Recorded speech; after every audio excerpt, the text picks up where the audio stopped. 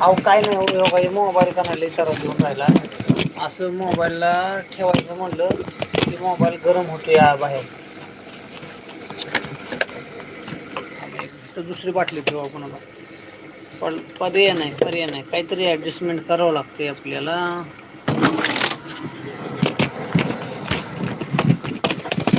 बस केला मोबाईल काला का तारा दुख राहिला येणं करून मला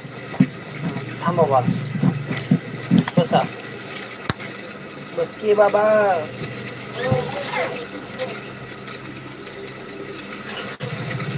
चला असतं पाहिजे पण